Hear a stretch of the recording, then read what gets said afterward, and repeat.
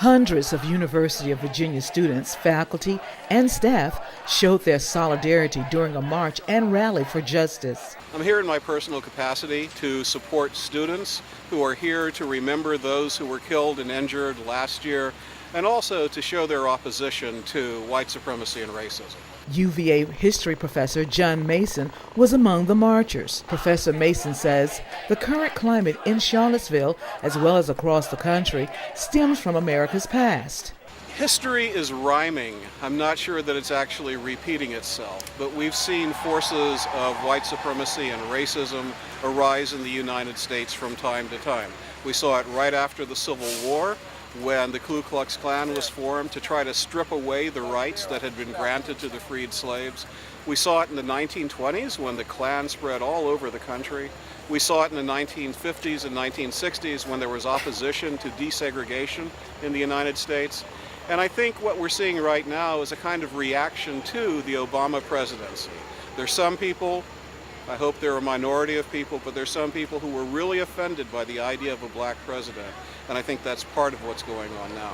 There was a heavy presence of police on the UVA's campus during Saturday's Rally for Justice. It was in response to Governor Ralph Northam and the city of Charlottesville declaring a state of emergency in the city. The Rally for Justice was among the many events scheduled to commemorate the anniversary of the white supremacist torch march attack, which occurred on the UVA campus. I questioned the professor about the peaceful march during the Rally for Justice. I'm really happy about that. The best thing that we could have in Charlottesville this weekend is a boring weekend when nothing happens. And I hope that it continues to be a boring weekend where nothing happens.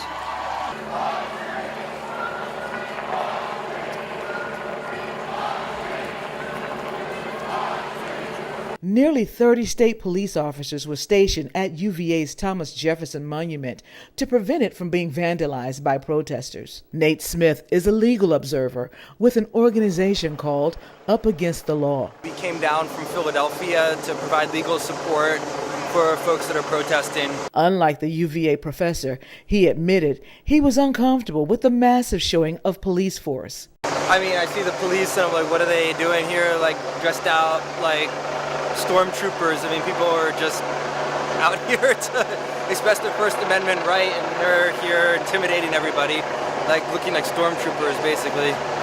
At one point during the rally, protesters, some of who were Antifa members, formed a human chain to chant at police. Antifa protesters are known for their violent behavior, but they were few compared to the number of UVA students who protested peacefully. I'm really encouraged. I really am. I'm optimistic that the younger generation won't make all of the mistakes that my generation made. My generation made a lot of mistakes, and I think the new generation will make mistakes too. But I'm hoping that things get slowly and progressively better.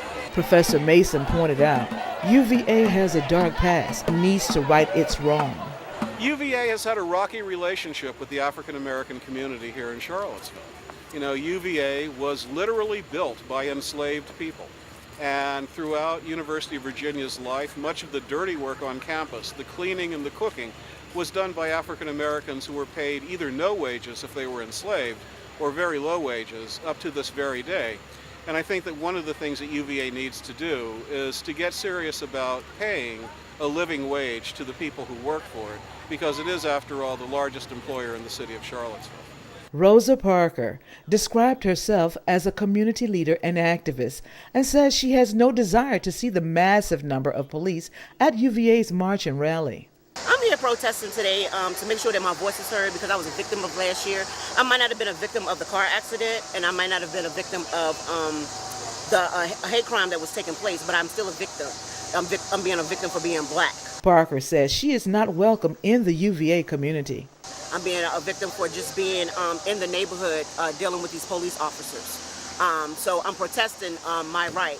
My first, second, 13th, 14th, and 15th Amendment has been violated. So I feel that it's my right and my duty to be able to speak up for the other people that cannot speak for themselves. In Charlottesville, Elaine Rackley for Breaking Through News.